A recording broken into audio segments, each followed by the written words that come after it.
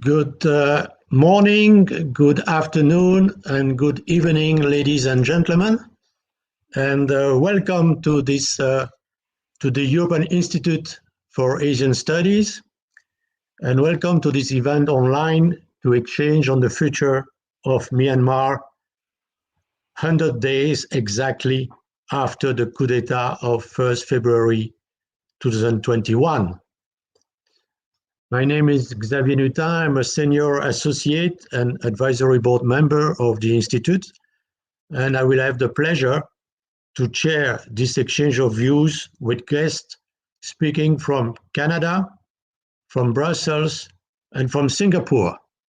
Not always easy to bring together people from so far away parts of the world. 100 days have indeed passed since the February 1 coup d'etat in Myanmar. The coup d'etat took place hours before the first sitting of the newly elected parliament. Where do we stand now?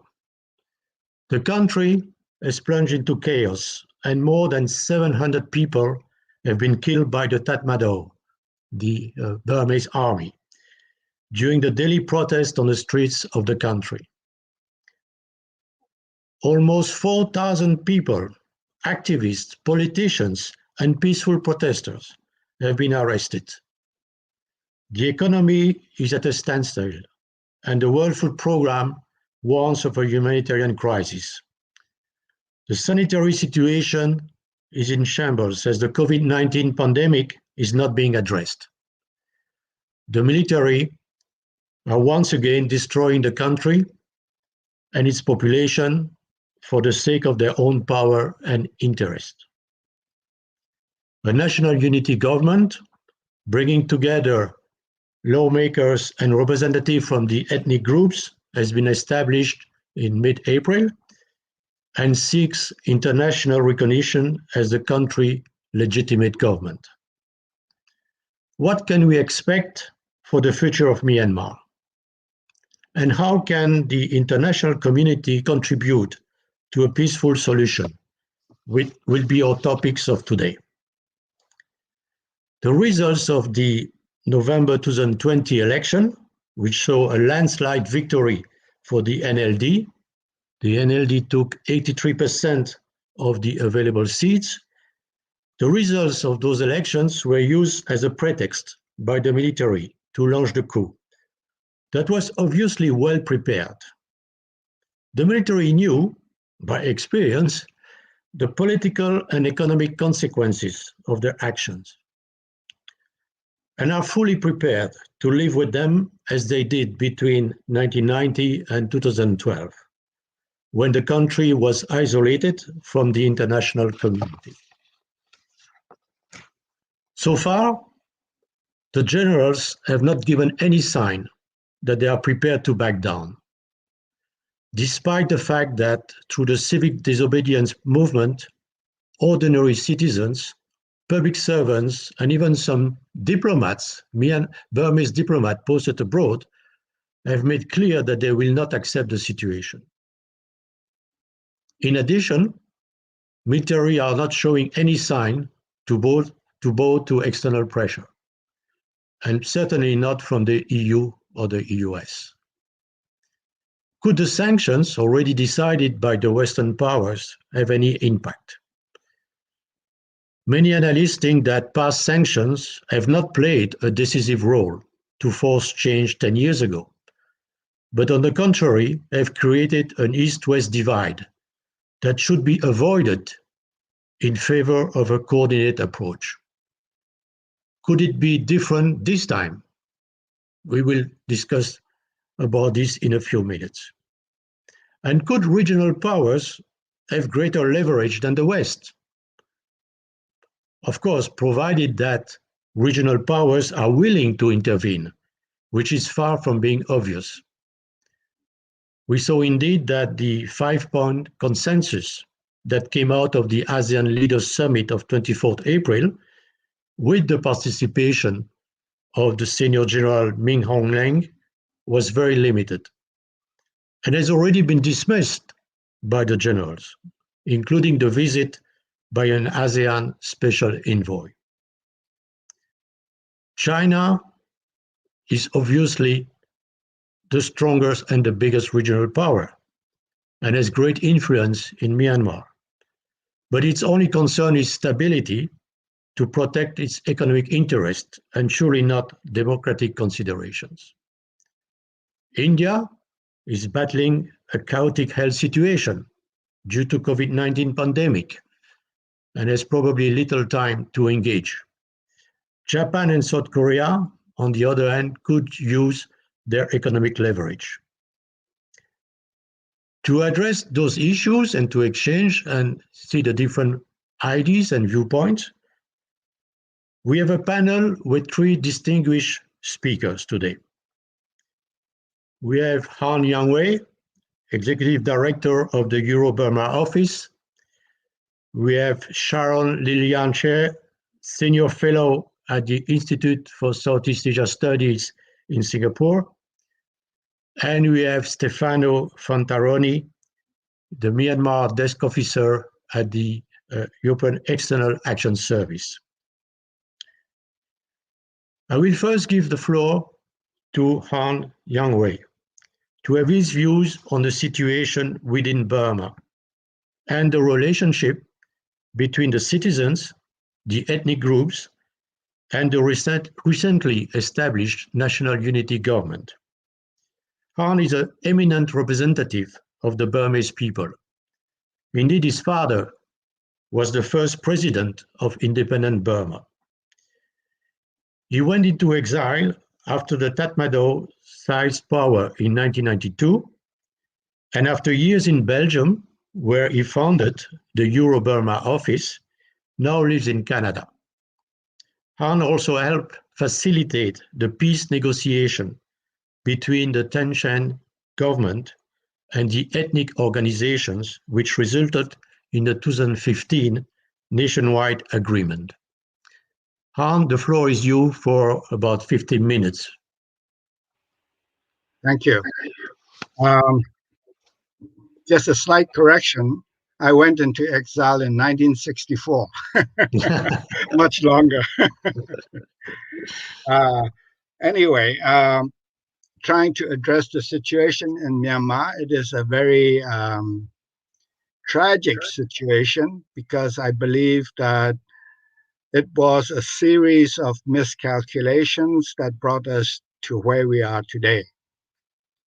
I think Aung San Suu Kyi and the NLD miscalculated the threat from the military and decided to call their bluff because they had actually at least 3 months after the elections to address the military's complaints about the election. They did nothing. In the same way, the military also miscalculated, thinking that they can seize power, do a surgical attack, and then put everything back on track. They were not taking into account the 10 years of freedom that the people of Myanmar have already enjoyed, and that it is not easy to push people back under a military regime. And you can see that from the civil disobedience movement, which was not only widespread, but it was really very innovative and very good at bringing out, attracting the attention of the world. We did a similar thing in the 90s, 1988 and 1990, but it's day and night, what happened then and what happened today. So that's a very good thing. Unfortunately, I would say that after months of demonstrations, we are now not at a good place because the civil disobedience movement was really powerful when it was non-violent. But it is very difficult to maintain non-violence when you are being attacked and killed by the military. So many of the protesters have now moved from non-violence to violence, to armed struggle even. And as you know, there are now many different civil defense forces being formed, and also bombs being exploded here and there, quite a few every day. So to me, that is a very sad thing, not only because it has moved from non-violence to violence, but because it means now that the military, which had no excuse to put down the demonstrators, has an excuse. And also because the ethnic armies have been fighting the military for the last 70 years without success. And for the civil disobedience movement to move into armed struggle, I doubt that they will be able to overthrow the military, although that is the hope. And that is why I'm very disappointed and also feel very sad for the whole situation. The other thing is that the national unity government that was formed, I'm also not very hopeful because they were supposed to get the support of all the different factions, all the different ethnic armies, ethnic parties to back them up. And that would have been a very good broad coalition to have against the military. But once again, they formed the NUG without the mandate of what they were supposed to have got from. They were supposed to have been a national unity consultative council made up of all the different actors, including the CDM. So what has happened now is that we have a national unity government mandated by the CRPH, which is mainly NLD. So instead of a broad-based support, they are now more narrowly focused. And because of that, many of the ethnic parties and armies are not willing to be supporting them. So we are missing a major part of the resistance. And the CDM, the civil disobedience movement, is not something that was formed by the NLD. It came about by itself. So in a way, you needed to really bring in the civil disobedience movement. So again, I think there has been a misstep there. And the reason I'm also not very happy with the situation is that looking at whether the military succeeds or they lose, the outcome for both are not very good.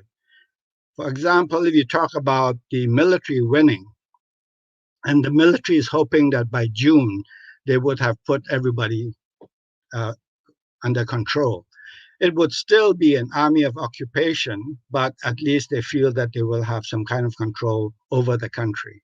If that happens, the military will not tolerate any dissent. And if they want to carry on with their plan for new elections, I doubt they can do it within a year after the people have been protesting so much. There's no way that can happen.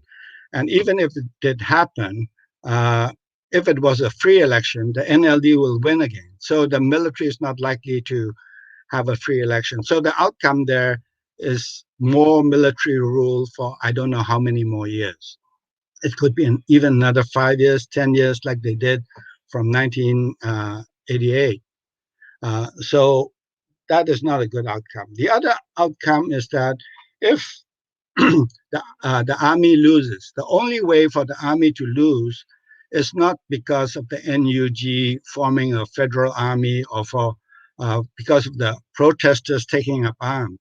The military will lose only if the Tatmadaw, the army itself, cracks.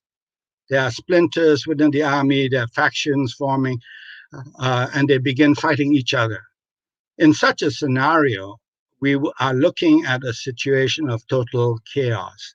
And most likely what will happen next would be a Syria situation, where the country is divided with different external actors moving in to protect their interests.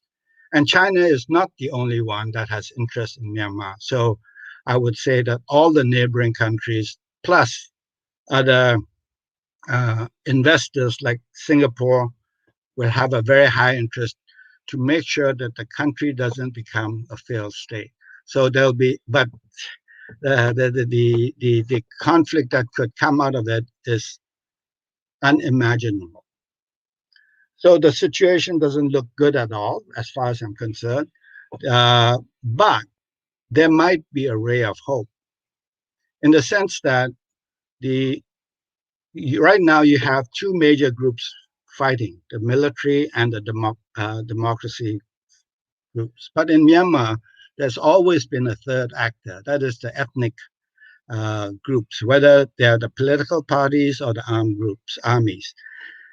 And the armies, the ethnic armies, have been engaged, as was mentioned earlier, in a peace situation with the military and the government. So I'm hoping that they will use the nationwide ceasefire agreement to try to bring some kind of stability to the situation, because the nationwide ceasefire agreement, the main principle there is to resolve political problems through a political dialogue, not to use force. And the military commander, Min Aung Hlaing himself, signed that document. So maybe they can hold him accountable to that and try to bring about some kind of a dialogue instead of violence. And the good thing about that is that the nationwide ceasefire agreement, when it was signed, had four entities that were witnesses, official witnesses. That's the UN, the EU, China, and Japan. So if these countries plus ASEAN could somehow work with the NCA, I'm wondering if that might not be an option, which would be a better option than either the military winning or losing. I guess I'll stop there. Thank you.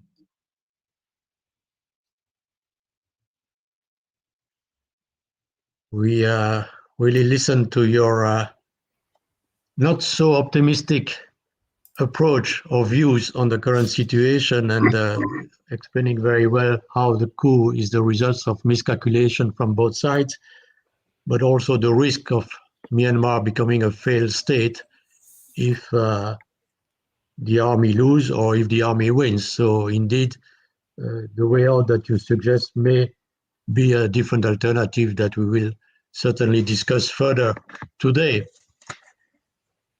We will now move to Sharon Seah, the Senior Fellow and Coordinator of the ASEAN Study Center at the Institute for Southeast Asia in Singapore.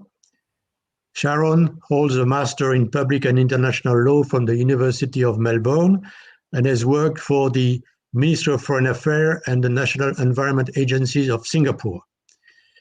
She will speak on the role of ASEAN in the crisis.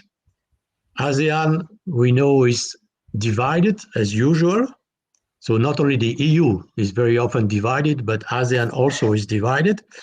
And ASEAN is torn between its principle of sovereignty and non-interference on one side, and responsibility and respect for democratic principles as proclaimed in Article 1 and 2 of the ASEAN Charter.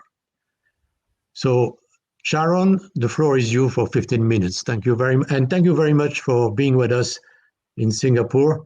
It's early evening already there, so thank you very much for still being with us. Thank you very much, Xavier. And I first have to qualify, I'm not a Myanmar expert. I am merely an ASEAN observer that studies ASEAN as an institution and the processes with which decisions are made. Thank you to Harn for really wonderful, the way that you've recapped the events. It is indeed very, very tragic for us here in this region. Watching already 100 days of the violence that's been carrying on in the country. And the social media has not made it easier. It has projected all these images of harassment and killing really almost live onto our mobile devices. But I will today focus on mainly 3 points regarding Myanmar's future coming from the ASEAN perspective. So as you've rightly pointed out, 100 days, 2 meetings so far. The foreign ministers have met early April, and this was followed by the ASEAN Leaders Meeting on the 24th of April. That meeting had Senior General Min Aung Hlaing in attendance in Jakarta as well. And at that meeting, there were certain points made to him, and they came up with a 5-point consensus. But what's not known is that there was a 6th point. The 6th point was the call for a release of political prisoners. This was objected to by the Myanmar delegation. It didn't make it to the 5-point consensus. Instead, it made it into a paragraph in the chairman's statement. So just taking a step back, when this crisis happened, it was quite clear within ASEAN that there was a split between the countries who abhor the actions of the military junta and those who prefer to stick closely to the principle of non-interference. And you can largely see that the divide was between maritime and mainland Southeast Asia. But within the maritime Southeast Asian states, I think amongst them, their main concern was really to stop the violence that's being perpetuated against the unarmed, peaceful protesters. So there were various diplomatic overtures that were made separately by Indonesia, Malaysia, Thailand, and the Philippines. They had caucused amongst themselves. They had also made separate trips to China to secure support for an ASEAN-led process. That in turn led to the leaders meeting on the 24th of April. In the midst of all this, we suddenly hear about the creation of the National Unity Government, and it's not been a clear picture at all from within the region as well, whether the National Unity Government enjoyed the kind of widespread support that it claimed it had. So actually going forward in terms of the timeline, we will be seeing that ASEAN will have its own separate meetings with the US and with China separately at the end of May. And we know that Myanmar will certainly be on this agenda. So the major powers that are going to be meeting with ASEAN, they should be working with ASEAN closely to reverse the state of affairs. But of course, both countries will not be working on the same trajectory or the same understanding. The next point then is what can be done going forward to operationalize those 5 points, which are namely 1, cessation of violence, 2, the appointment of a special envoy, 3, to engage in constructive dialogue, 4, the delivery of humanitarian aid, and 5, the visit of the envoy and of an ASEAN delegation. I want to just make a point that the 5-point consensus is not the be-all and end-all. I think those of you in the audience who have engaged in diplomacy know that it is a process of negotiation. And as with ASEAN, or in your own experience with the EU, many times we may take a step forward, but in fact, we might be taking 2 steps backwards. So with the 5-point consensus, naturally, the senior general went back home and issued his own statement saying that he would only consider what was helpful and his priority was stabilizing the country.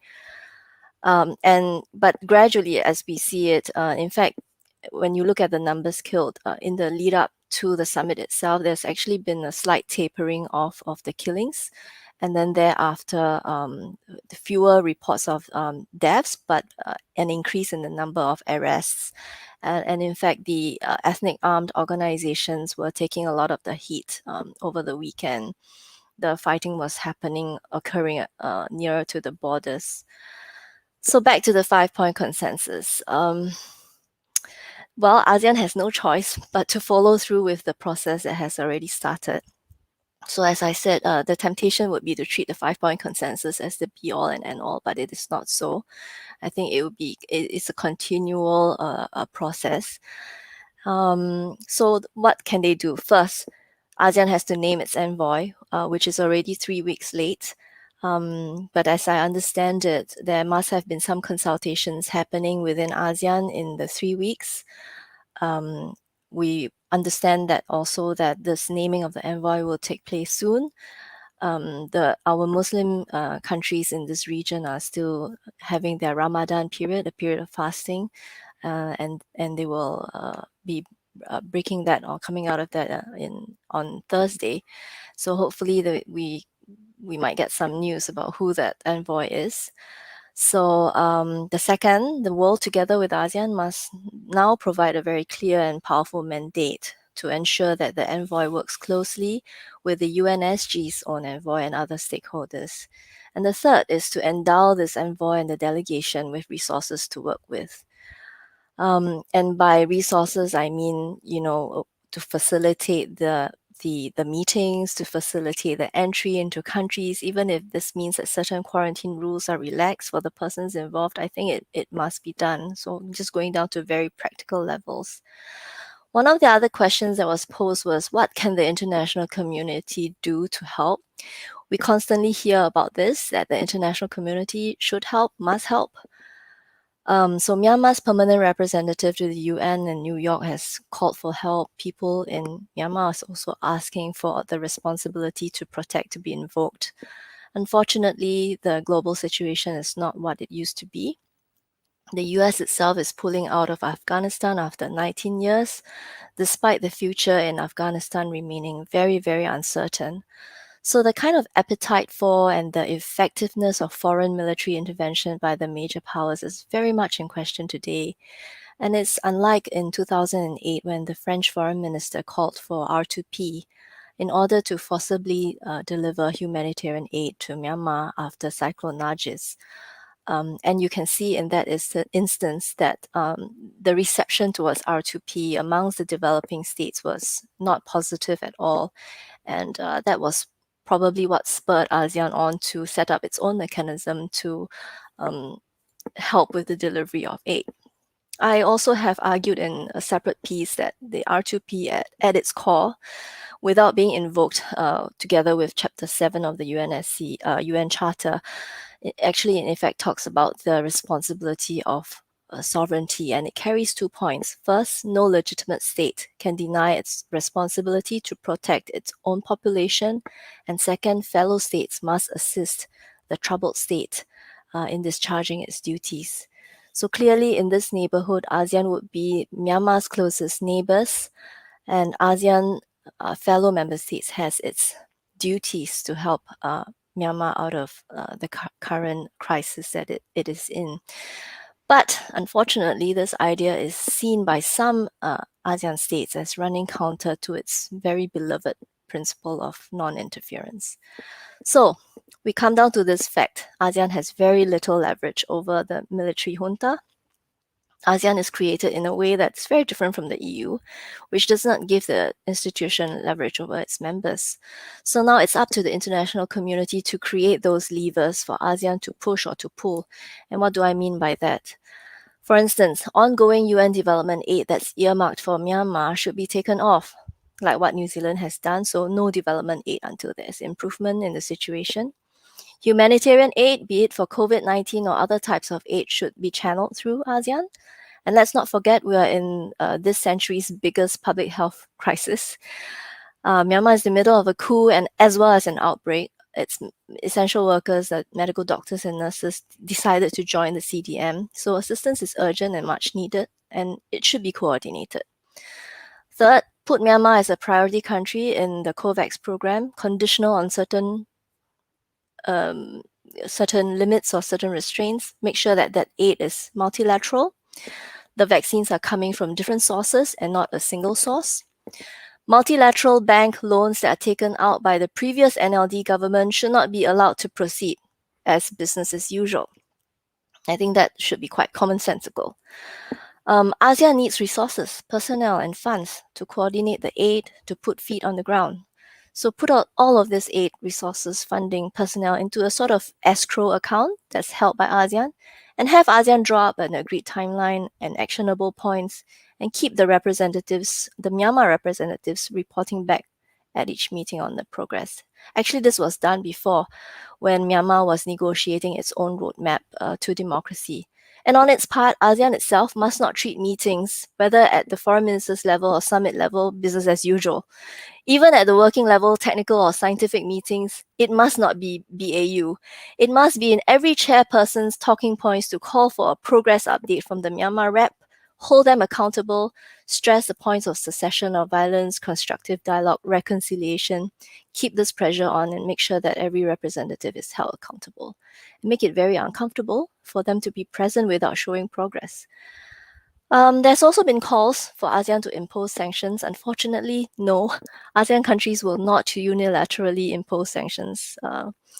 Well, not unless a UNSC resolution passes, which then ASEAN members, as all responsible international community members, will then have an obligation to uphold those. But as we know, that would be very difficult because of the two veto members. So I'm just here, I'm an academic, I have some liberty to make these creative suggestions. I'm looking forward to a robust discussion after this. Thank you.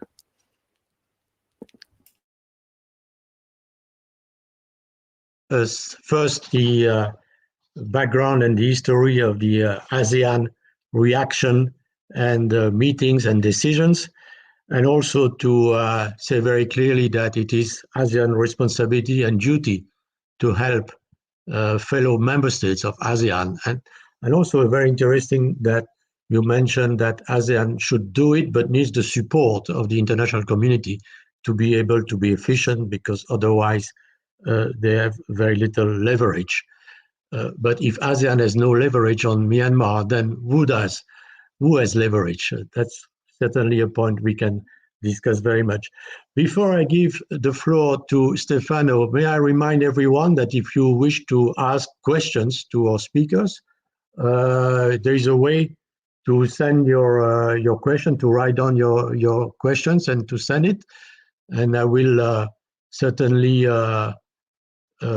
provide them to the three speakers according to the topic of the question. Let me now move on to our third speaker for today, Stefano Fantaroni, who has the difficult but exciting task of being the Myanmar desk officer at the European External Action Service, and as such, is playing a very important role in the definition of an EU strategy towards Myanmar. We know that the EU has decided targeted sanctions on a number of individuals, as well as military-controlled companies. The EU has also suspended aid directly provided to the government, a point just made by Sharon that development aid should not be given directly to the government, and also offered humanitarian assistance. Will that be efficient, and will that be sufficient? Are big questions. And moreover, the EU and ASEAN have in December last year entered into a strategic partnership. How can we make an opportunity of that strategic partnership to bring about positive change in Myanmar? Stefano, you have the floor for 15 minutes. Thank you very much. Thank you, Xavier. Good afternoon, good morning to everyone. I have the difficult task now as a third speaker to say something intelligent after the two distinguished interventions before me. And as a policy officer, I'm not in the enviable position of an academic who can think about many different solutions. I have to think something that is workable. So I would like to, first of all, make some points on the current situation, which have been already made by the previous speakers, but which we consider as more relevant for the situation as it stands now. I will briefly integrate what Xavier mentioned as the EU response that we have already prepared. And then I will dwell a little bit on the future scenarios, on the scenarios that we are working with and the possible outcomes of these. In terms of current situation, what we saw after the summit of ASEAN basically is indeed is a lull in reduction in the death caused by the repression. But our assessment of that is that this is not related by any restraint of the authorities. Rather, it is the consequence of new tactics that are being used by the protesters, and the fact also by the fact that there are less protests because we are 100 days into the coup. So the situation has not improved because of the outcome of the ASEAN summit. It is changing because of internal situation in Myanmar. However, this reduction in death caused by the protest is matched, and even more, by increasing conflict in ethnic areas. In Chin, Kachin, in Kayin state especially, we have seen very serious conflict that was not seen for years, with tens of thousands displaced and a lot of casualties also for the military. We are also seeing increasing reports of explosions in areas which are not where the EIAS operate. These are Bamar areas, which were normally very calm. And now we are increasingly seeing explosions by improvised explosive devices. So there are new tactics being used, and let's say the dynamics of the protest are also changing. This was mentioned as well. There is basically an economic freefall in the country. We now estimate that over 50% of the population will fall below the poverty line by the end of the year. This, of course, has an impact on the possibility of the military to hold the country together. The last element of novelty, and Sharon went very in depth on that, is the ASEAN summit. We, as the EU, reacted to the summit. We consider it is an important step. The fact that ASEAN met and managed to discuss the situation in Myanmar. We consider now that it is important to see some implementation of the consensus. And we have also seen that the junta in Tatmadaw has already made a number of points on the consensus which are not boding well for its actual implementation. Briefly, on the EU response, I would say that being an organization of 27 countries, we have reacted quite strongly and quite swiftly. First of all, from the day one, from the 1st of February, we have withheld all the payments related to development assistance that were going to the government of Myanmar. These amounted for about 70 million that were supposed to be paid immediately, in additional 100 million euros that were scheduled to be paid until the end of the year. So in total, we stopped the payment of 170 million euros that were supposed to be given to the government under our development assistance. We have also suspended any assistance that was going technical or otherwise, that was going to any government department, as this could be seen or interpreted as legitimizing the junta. All these activities are being put on hold and frozen. We are also working on redirecting the funds that we have stopped from going to the budget support or other activities into supporting directly the population of Myanmar and the civil society, who are suffering enormously, as you can imagine, from the situation post-coup. Finally, still in terms of development program, we are now working on the programming of the next phase, which came up just now from the 2021 to 2027. And of course, as you can imagine, we have suspended any possibility of signing a development agreement with the new authorities. So there will be no financial agreement signed with the junta. Then, as Xavier mentioned, we, in the space of 2 months, we have managed to agree 2 rounds of sanctions. The first one against 11 individuals, and the second one against additional 10 individuals and the 2 large economic holdings owned by the military. And this was quite unprecedented for the European Union. It is debatable whether the sanctions are having any effect or they will have any effect, but we are still considering and reviewing options to possibly expand our sanctions in close cooperation with our like-minded countries. And of course, we encourage other countries to do the same to increase the pressure on the junta. We have developed a very robust policy of reduced engagement with the new authorities and of engagement with the CRPH and the National Unity Government. We are basically not recognizing, for example, ambassadors appointed by the junta. And we are engaging with the CRPH and the National Unity Government at different levels, both as EU and all our member states. Finally, we have launched from the beginning a very large and wide diplomatic action to reach out not only to our like-minded countries, but also to countries in the region. We reached out very quickly to China. We spoke with India, many countries of ASEAN, the chair country of ASEAN, Indonesia, Singapore. We had very intense contact with all these countries to try and unlock the situation. I will come back perhaps on the diplomatic front at the end of my intervention, just to brief mention what could be the options going forward. The last point, as was mentioned by Xavier, is that we increased significantly our humanitarian assistance.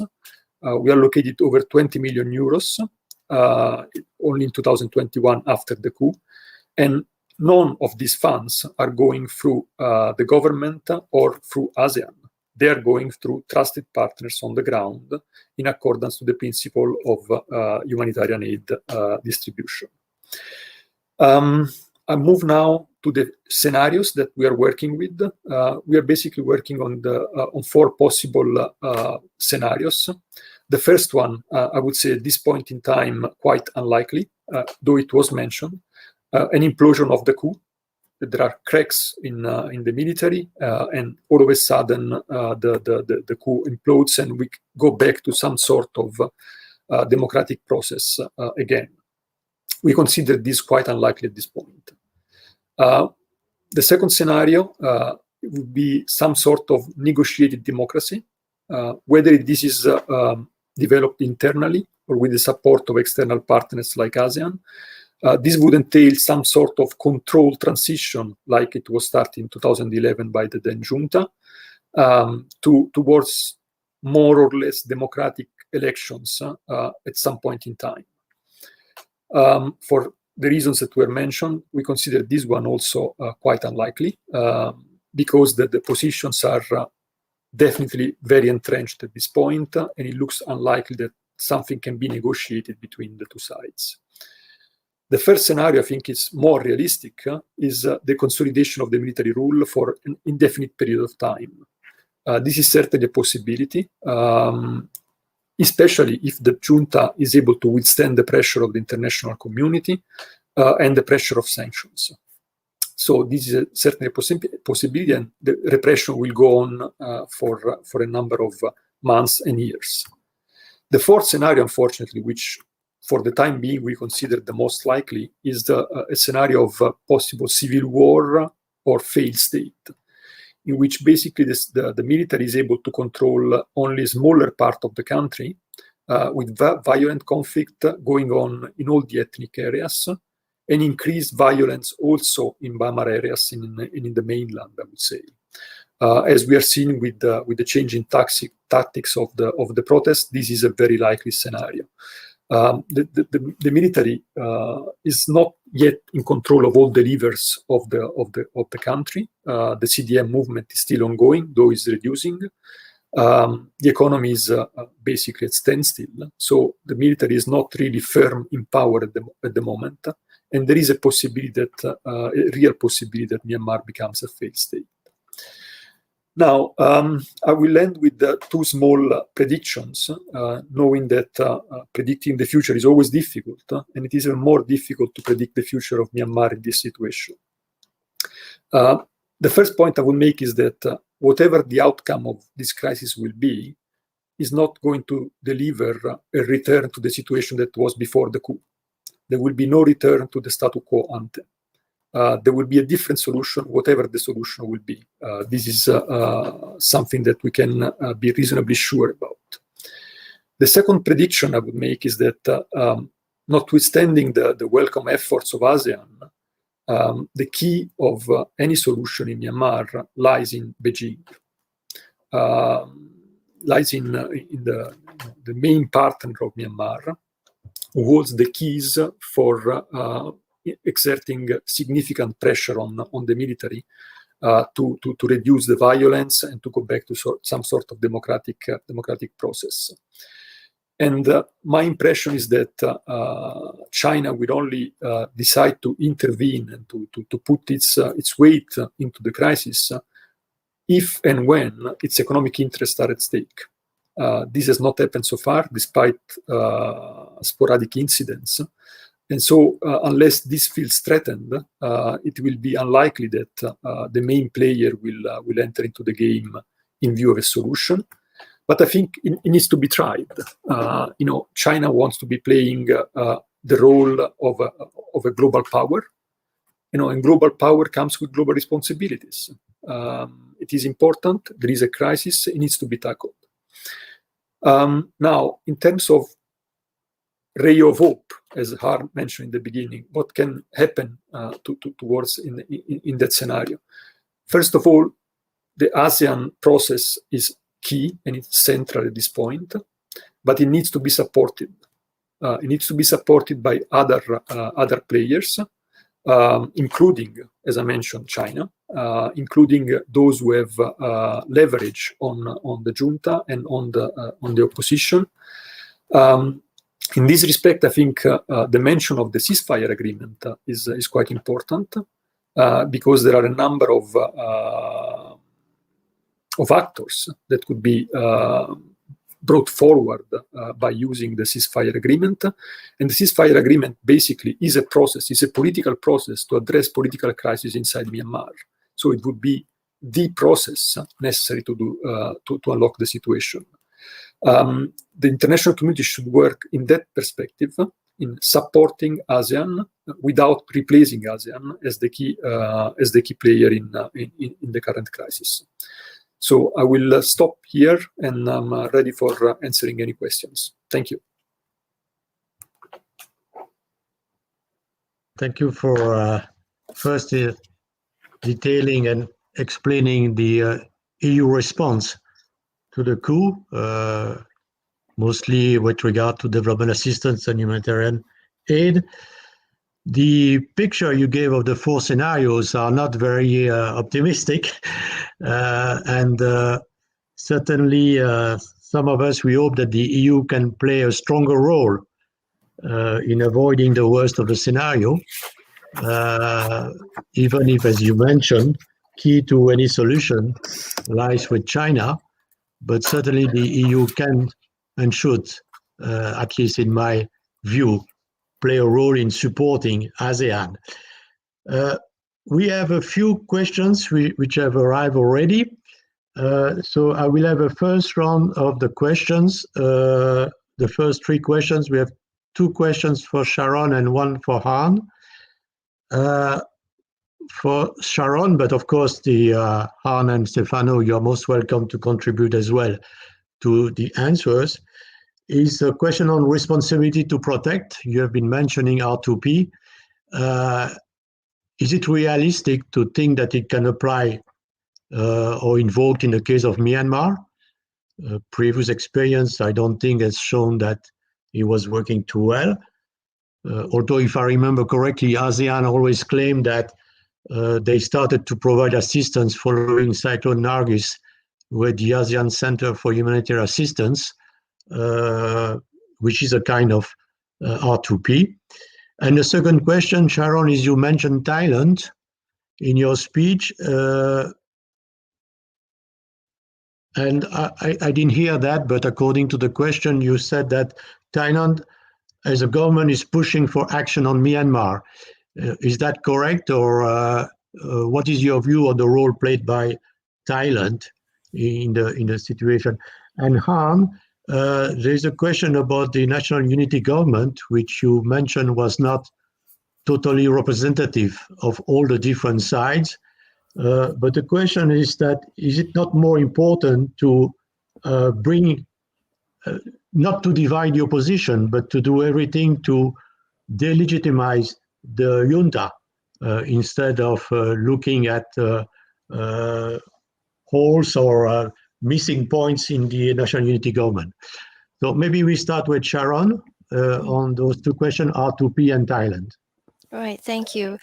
Thailand is definitely not one of those who are concerned and have been working behind the scenes. Actually, Thailand, if you were talking about Thailand 10 years ago, they would certainly stand with the original 5 ASEAN members who are the maritime states. Unfortunately, Thailand's own government came in by way of a coup themselves. As a result, they have not been helpful at all to the process, as far as we can see. But Thailand is a key country in this. So certainly if other stakeholders can work with Thailand to swing the opinion over to support the other 5, I think that might sort of change the balance a little. R2P, I think I mentioned it earlier that it does not have any good reception. And at this point, the only power that is capable of any kind of military intervention is not willing to do that, and it is pulling out of another country as we speak. So I don't foresee that the invocation of R2P will fly in this case for Myanmar.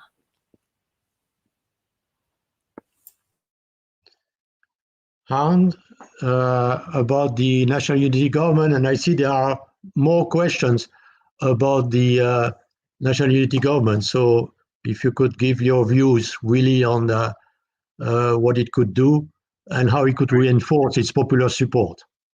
Right. Before I do that, I just want to talk about R2P. If R2P were really to be invoked, the only troops I see coming would be from China, because they could use the R2P to protect their investments. Now, going to the national unity government, I'm not talking about being for the NUG or against the NUG, and I'm not trying to delegitimize them. I'm just pointing out to the actual factors on the ground. For example, in the 1990s, there was the exiled government, NCGUB. They formed the government, and they were really under the protection of the different ethnic armies, including the KNU.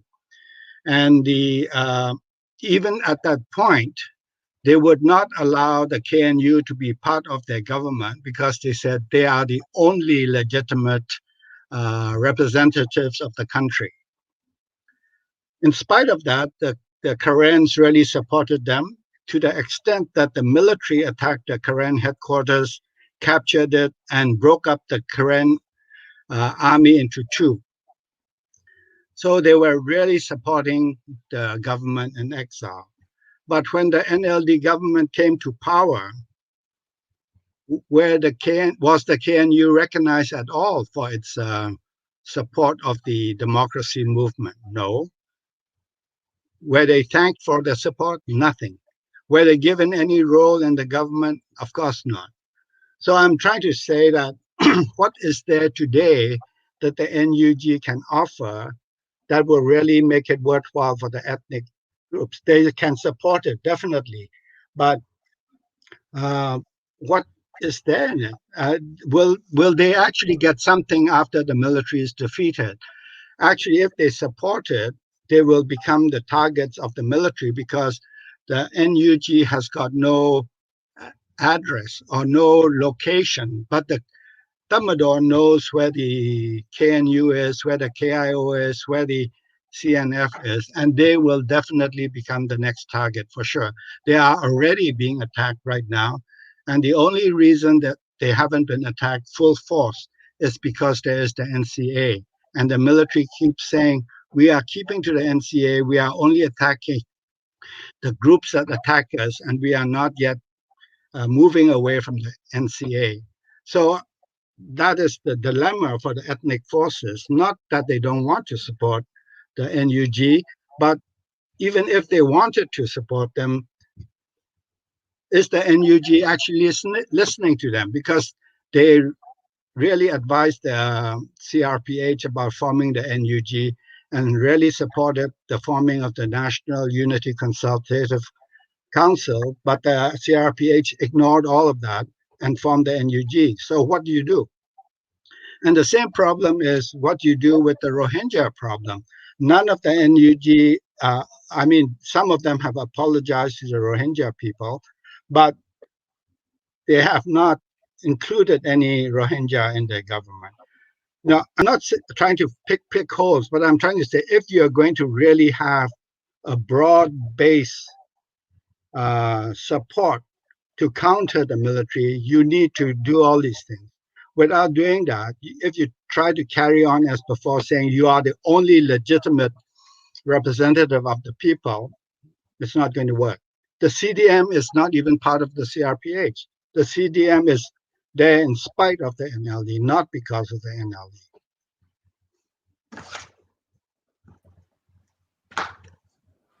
Thank you, Harn, very much.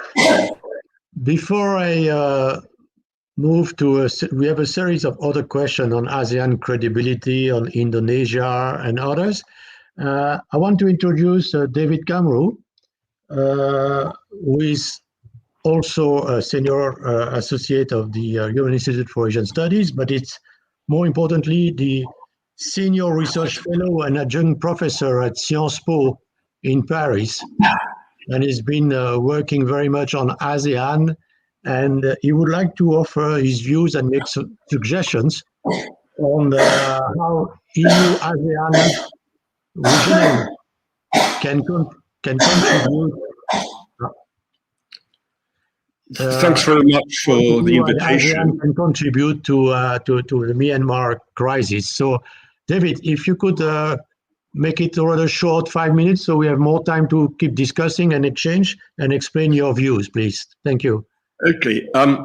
Really what I want to say follows on from a tribune that a number of us published in Le Monde dated today, in which we asked the French government to recognize the national unity government. And we encouraged them to also ask their European partners to do the same. Why? We're in, as seen, it's clear from the discussion, the situation is dramatic, and the international community is somewhat in a bind. So in a sense, we need a joker in the pack, or we need a get out of jail card. Now, I understand all of Harn's points about all of the weaknesses of the national unity government, but it is basically the least bad option for the moment. It is the least bad option. Why? First of all, for the people of Myanmar, it responds perhaps inadequately at their demand that the international community does not recognize the military regime and will not accept that their democracy has been stolen from them. But it's also a question of self-interest. I can think of no other situation today in which there is less moral ambiguity than in the case of Myanmar. We have an elected government overthrown by a ruthless military regime which has governed the country for 70 years, and we know the effects of what that government has been. But it's a question of self-interest for Europeans. Let me talk in three areas in terms of transatlantic relations. We're now in the bromance or the honeymoon period of the Biden administration. We're talking about transatlantic shared values, the defense of democracy. There's something we can do in Myanmar which we cannot do about the Uyghurs. So in terms of showing that there are shared values on question of democracy, it's important for the transatlantic alliance. Secondly, it's important in relation to China. China's interest is, China needs Myanmar more than Myanmar needs China. The military distrusts China, the Chinese distrust the military for good reasons. And under General Min Aung Hlaing, you've seen the diversification of weapons supplies to Russia in order to reduce its dependence on China. What China needs is, Myanmar is about their energy security, it's about those two pipelines. Well, those two pipelines are very vulnerable in a very unstable country. So in a bizarre way, it's in China's interest that there should be a democratically elected government in Myanmar. Now, they need to get out of jail card for this. They're not going to they're not going to say they're defending democracy, given what they're doing in Hong Kong. But the legalistic recognition of a government will provide China with a way out. Thirdly, for ASEAN, it would allow some ASEAN members to recognize the more democratic members, like Indonesia and Malaysia, and would allow the authoritarians not to, but still to talk to the Myanmar military regime. So it would allow ASEAN to actually be an honest broker in a kind of playing the good cop, bad cop, double-headed role at the same time. On ASEAN, the summits, I agree with the interpretation of Professor Titinan in Bangkok that basically ASEAN was taken for a ride. I mean, that basically what Min Aung Hlaing has got is time, and that's what he needs. So he's bought time. I'm waiting to see who's appointed as the special envoy. If it's president, ex-president, and ex-general Yudhoyono from Indonesia, then I will see this as being serious. I think the world will see this as being serious.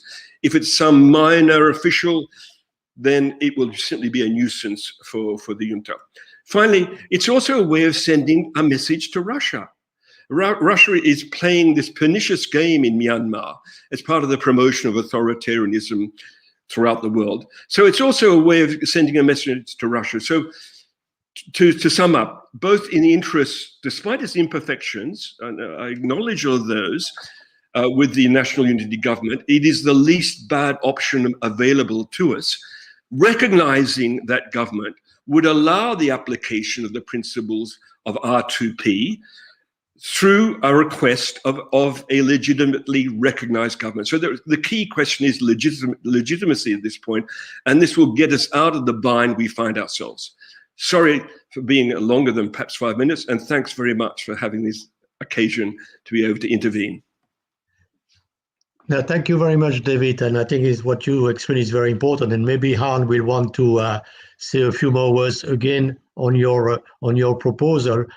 So we will come back with the role of the National Unity Government. But also there is several questions on the same topic about ASEAN credibility, because the non-action or the very slow action taken by ASEAN can put ASEAN credibility at stake, and even ASEAN centrality in the regional architecture. So this is a point that it would be interesting to listen also to the views of our guest speakers. And also what David was suggesting would, in my mind, split ASEAN between those who recognize the National Unity Government and those who do not, which is also a risk for ASEAN. So there are probably different point of views on that. So if we could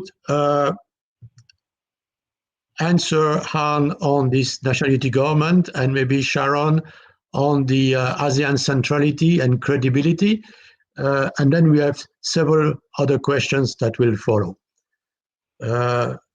Sharon, maybe you start. Okay. Oh, okay. Oh, no, Please, Harn. No, you go. So we finish on the National Unity Government because it follows what David has been talking. I want to also touch a bit on ASEAN, because for ASEAN to do something, the Myanmar government needs to recognize the Rohingyas. If they don't, that is a really big problem for ASEAN as a whole, because many of them are Muslim countries. And what the Rohingya people are suffering is something that is not acceptable. You know, we complain about 700 Burma or people being killed by the military, but do you know that at least 20,000 Rohingyas were killed in 2017, and we don't worry about that? That to me is unacceptable more than anything else. Second thing is that, yes, it may be the least bad option for the EU, but it is the worst option for the ethnic people. They have been fighting for 70 years and not being recognized. And now comes this NUG, which claims to be democratic, and they are not listening to what the ethnic people are telling them, but imposing their views on the ethnic people. And if the international community accepts that, that's the worst option for the ethnic people, because not only will they will be ignored again, but the military will attack them if they support the NUG.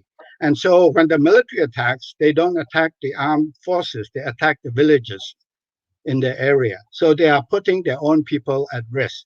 So that is really not a good option for the ethnic people, for sure. And not the good option for the Rohingyas. Thank you. Sharon. Thank you, Harn. I think I agree with you, because it's not good to compare the scale of atrocities as well. But I think we've all forgotten what the Rohingya people have gone through. And in fact, in this past week, as seen in the US House of Representatives hearing, the Myanmar ambassador to the UN didn't give a very good answer in its non-recognition of the Rohingya in the composition of the council of 27 people. And that doesn't give us much hope here. I mean, the Myanmar's ethnic compositions and the ethnic politics are really complex. And this is something that Myanmar itself has to handle and has to resolve, you know. No one else can resolve it for Myanmar. And in fact, when you talk about the Rohingya atrocities, I think many of us may have forgotten already the way that Daw Aung San Suu Kyi had defended the actions of the Tatmadaw at the ICJ, and there are definitely certain implications on those processes of international justice. And Han has made a very good point, because many of the ASEAN countries are Muslim countries, so the problem of the Rohingya really matters to them. Back to ASEAN centrality, I mean, certainly ASEAN centrality, unity, and credibility is at stake. No one's saying it's not. ASEAN, in fact, is actually the least bad option here, since no one else will be stepping up to the plate. And in fact, because Myanmar is in the neighborhood, the problem of Myanmar will remain with ASEAN for many, many years to come. So I think within ASEAN, they are quite cognizant of the fact that they will have to be engaged for many years to come. And the four scenarios that's painted by Stefano, indeed, the consolidation of military rule for an indefinite period of time seems to be the most likely option at this point. But let's not forget, I think the motivations for certain ASEAN countries to act versus the motivations for certain countries not to act are very different. So within ASEAN, the founding members, Singapore, Brunei, Thailand, Indonesia, Malaysia, Philippines, you know, they've enjoyed the peace and stability that ASEAN's afforded them for the last 54 years. As I mentioned earlier, Thailand has entered a different trajectory from the rest of the original members, and they are no longer willing to support this, the institution, the way that it's come together. And really, because ASEAN is the least bad option, the only way is for the international community to help ASEAN to, you know, continue on this path. There seems, in my view at least, there's no other way than, for some people, they will say that it's actually a good thing to let ASEAN take the lead, because then you have this alibi diplomacy that Bilahari Kausikan's talked about. But hopefully the intentions of the international community remain true, which is to help Myanmar out of its current crisis. Thanks. Thank you. And building on the role of ASEAN and the support of the international community, there is a question for Stefano about the EU-ASEAN strategic partnership, which was endorsed in December last year. A strategic partnership goes well beyond development aid or even trade. It has a political implication. So how could this EU-ASEAN strategic partnership be used to forge a common position between ASEAN and the EU on the situation in Myanmar? Thank you, Xavier. Well, first of all, let me comment on the fact that ASEAN is central in this. I think I made the point quite clear in my intervention as well. I certainly support what Sharon is saying.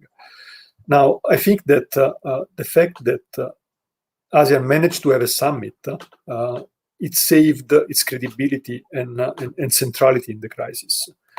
Without the possibility of even discussing the situation in Myanmar, the entire construction of ASEAN would be put into question. So there is a first step, and all the ASEAN countries were very aware of the risk of losing any meaningful reality for ASEAN if they were not to discuss the situation. Now, for me and for the EU, I think there is a point of attention there in the fact that ASEAN is central. What is important here is that the process that ASEAN puts in place is a credible process. It's not a process that is just put in place to maintain ASEAN centrality and some sort of stability into the system. What is important is that the process that is put in place with the special envoy and what have you is credible in relation to the Article 1 of the Charter of ASEAN, that is the relation to democracy and the rule of law. This is where the international community should come in. This is where we are trying to work and create some sort of support for ASEAN, who should remain central, but who does not hold the keys that are necessary to solve the crisis. And the international community should also make sure that the solution that is devised by ASEAN is a credible solution. It's not just a situation to gain time. And here I come also to the point of recognize the NUG or not. We made a statement on the 30th of April as EU in reaction to the summit, where we basically mentioned the fact that both the CRPH and the NUG should be key stakeholders in any political process in Myanmar. And I think this is crucial. It's even more important than recognizing or not recognizing the national unity government. Because if we go into the avenue of starting to recognize an alternative government, we actually may create more problems and more obstacles to the solution of the crisis. Because then you can have two camps. I mean, we saw this in other situations around the world. What is important is that the entire international community is solid in indicating these two as what we have on the ground. I understand all the concern that is not perfect, that is missing a number of ethnic minorities. It is missing a number of even historical facts from its background. And the question of Rohingya is the main one, but is what we have on the ground. And this is the closest representation of the will of the Myanmar people as we stand now. So this should be the key counterpart to any dialogue with the junta. I think that's much more important than even the recognition of these two. I think that's what I wanted to say on these 2 points. Thank you. Yes, Harn, you want to add something to that point?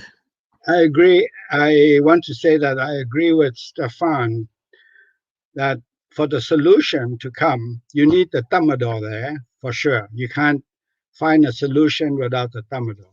Secondly, you need not just a CRPH and NUG, but the NLD and other parties that are involved in the crisis. But I think you need to also have the armed ethnic community in there as well.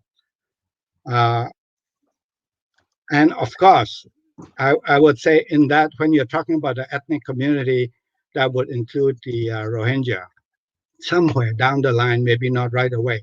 But the thing is that the Rohingya have to be part of the solution, or it will not work long term. And if the ethnic people are not involved in it, and just the CRPH and the Tatmadaw, the two just speak, that is not going to work. We'll have a continuation of the civil war. Maybe not in the cities, but in the countryside for sure. So you cannot leave out the third option, the ethnic component. Thank you. Yes. Can I just also add a point about, there was a question about Indonesia. I think Indonesia has been playing a very key role in this whole process and supporting the chair of ASEAN. And in fact, Indonesia was the first that came out to encourage the rest of the mainland Southeast Asian countries, pointing them to Article 2, subparagraph H of the ASEAN Charter, that really this is about, rule of law, good governance, promotion of democracy and constitutional government. And it's within ASEAN's responsibilities to ensure that this is carried out, because it's not just about ASEAN centrality, it's also about how you uphold your vision of being a people-centered ASEAN. How can you be a people-centered ASEAN if you're not putting the people of one country, of Myanmar, at the very center of this? Thank you. Yeah, that's a very good point indeed. And the reference to the ASEAN Charter is certainly very important. And the EU probably should get pressure on ASEAN to make sure that this ASEAN Charter is being implemented. As Stefano said when he started his presentation, time to see that the decisions taken by ASEAN are being implemented. It's true for the 5-point consensus, but it's true also for the ASEAN Charter, which should not only be symbolic, but really have an impact on the ground. We have two more questions, which are quite different. One on the role of Bangladesh in the current crisis, because we know that 800,000 Rohingyas are in refugee camps in Bangladesh, and what would be the impact on the repatriation of those refugees. And a second question on the role that could the international business community play. Some large multinational company like Total or Chevron have very large investment in Myanmar. And what is the role they could play, and what should they do? I don't know who wants to say something about Bangladesh and who wants to say something about the business community contribution or role. I think, yeah, Xavier, no problem with that. I think, first of all, we recognize the burden of the crisis since now 4 years on Bangladesh. We have been supportive of the Rohingya refugees in Bangladesh. I think at this point, there are two main elements. One is that the coup de facto makes it even more unrealistic, the perspective of addressing the root causes of the crisis of the Rohingya. The military is one of the main actors of this crisis, so it is unlikely to ensure that the solution is found at this precise point. The second is that there have been a couple of indications of possible agreements to repatriate, to start the return of the refugees from Bangladesh to Myanmar. Our position there is very, very firm, that any return that should take place, it should take place only when it's voluntary, when it's dignified, when it's sustainable, and when it's free. And the conditions for these are not there, because these 4 conditions can only be met if the root causes of the crisis are addressed, and this is not the situation, certainly not now after the coup. So we would certainly be very, very careful in any indication that some sort of repatriation agreement is discussed between Bangladesh and and the junta in Naypyidaw. On the international business community, I think I have very small comment. I mean, this is happening de facto already. There are a number of companies who are withdrawing from Myanmar.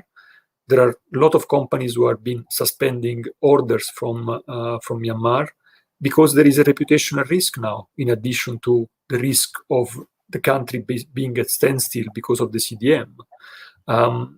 This is one of the additional consequences of this coup, is that the military is basically destroying the entire economic sector of the country. The companies simply can go somewhere else to find the same things with very, very easy decisions, and this is already happening.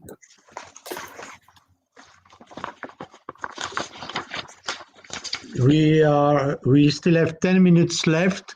So I'd like to say something about. Yeah, excuse me, one second. Yeah. What I suggest is that we give the floor to each of you for 2 or 3 minutes to say the last point you want to raise before we conclude.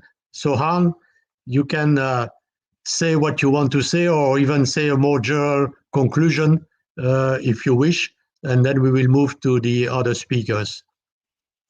Okay, before I do that, I just wanted to agree with what Stefano was saying about Bangladesh. And we mustn't forget that Bangladesh is also involved in the ICC case against Myanmar. Now, I think it is worth thinking about both the ICC and ICJ cases against Myanmar, because the Tatmadaw is very concerned about that. These two could become pressure points for the military to actually negotiate with the CRPH and the other people and to agree to a transition back to democracy. So that is something that we should not forget. So that was what I wanted to say just now, that those two legal cases are very important and should not be forgotten. Mm-hmm. Then in general, in conclusion, I wanted to say that if the situation is left alone, the outcome either way, whether the military is able to stay on or not stay on, is not good for the people of Myanmar. The problem right now is that neither side are willing to negotiate, but the only way out is to negotiate and go back to some kind of a transition, not to the status quo. That will not work, but there has to be some kind of negotiation for a transition back to democracy, and the military has to be involved, the NLD, CRPH, CDM, the ethnic forces need to be all involved in that. And to be able to carry that out, we need international involvement. And ASEAN can be one, but as I mentioned earlier, if we are using the principle of the NCA, Nationwide Ceasefire Agreement, to solve political problems through a political dialogue, we can also bring in the UN, China, India, and Japan. And I think together with ASEAN, they could help create the levers for ASEAN to work with and provide the weight to ASEAN involvement. Otherwise, ASEAN will have difficulty coming up with a solution. So I would say that using the NCA and making sure that the ethnic people are not forgotten, the Rohingya people are not forgotten, can lead. Thank you. Thank you, Harn. Sharon, do you want to say a few words to conclude this session? Yeah, so just one thing from me, I think we just cannot wish the Tatmadaw away. They are part of the problem, but they also must be part of the solution. Let's not forget they are actually the most active military force in this part of the world, having still maintained it is fighting fit actually, and they are the people that are holding the arms. And if our guesses are correct that they really do care about legitimacy, then actually the ICJ hearing on the Rohingya case 20th May is the date that Gambia has to respond to the Myanmar's preliminary arguments that were filed in January 2021. And if we were right, then most likely they will appear and they will make their case, because after all, they care about legitimacy, right? But the failure to appear then allows the ICJ to invoke Article 53, I think, of the statute, where Gambia can then ask the court to proceed to decide in its favor. And if that happens, then I suppose it's up to the international community to uphold the decision. Thank you. Thank you, Sharon. Stefano? Well, I will not comment on the case of ICJ and ICC. I would just say that for us, accountability has been always at the center of our relations with Myanmar, to the point that we had, let's say, an uneasy relation with the civilian government before. This was clear that we had very, very frank discussions on the point of accountability. Now, I would like to conclude linking a little bit myself to what Harn said. We are in a situation where the solution has to come from Myanmar, from inside. It has to be a domestic solution.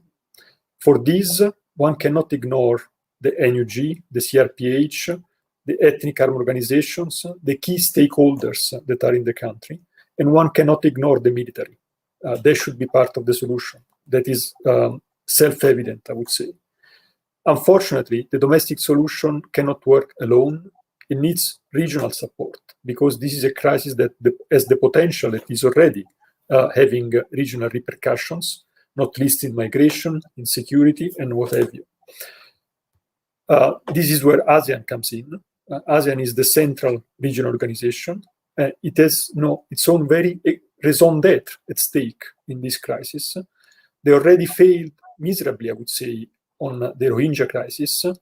Now it's the time that they speak up and they take the issue seriously.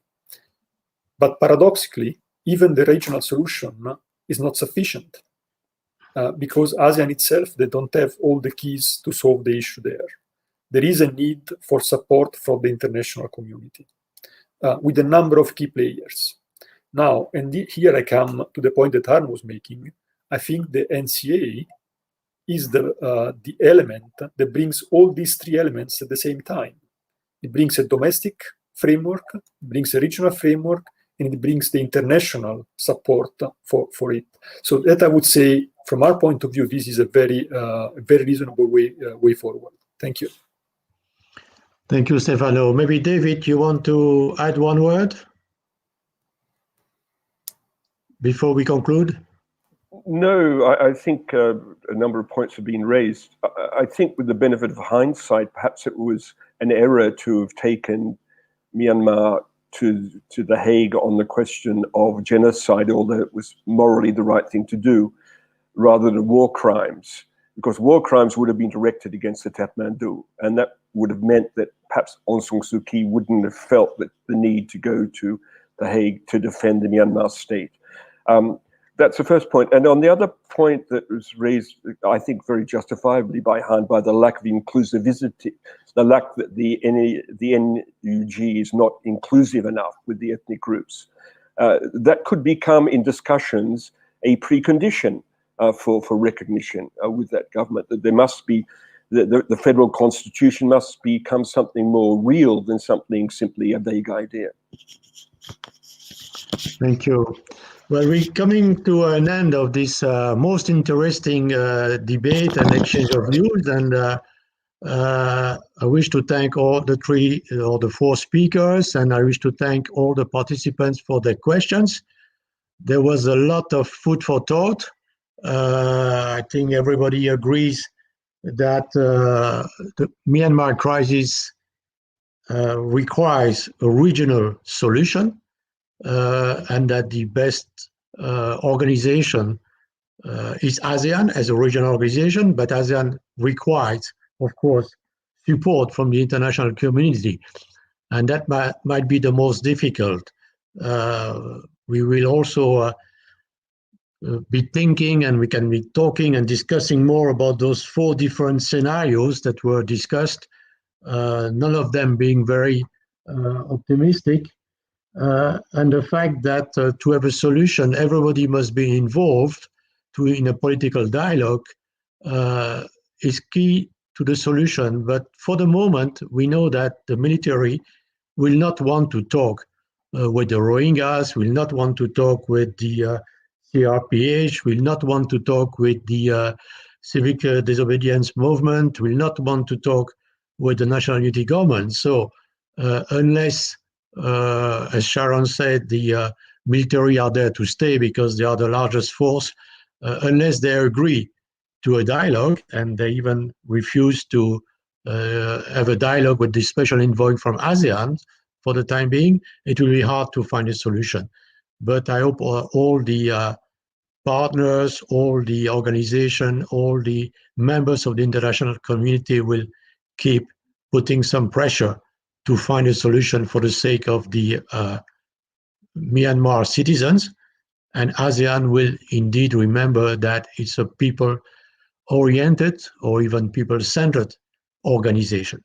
So thank you very much to everyone for this most interesting debate. And I wish you to everyone all the best. Thank you and bye-bye.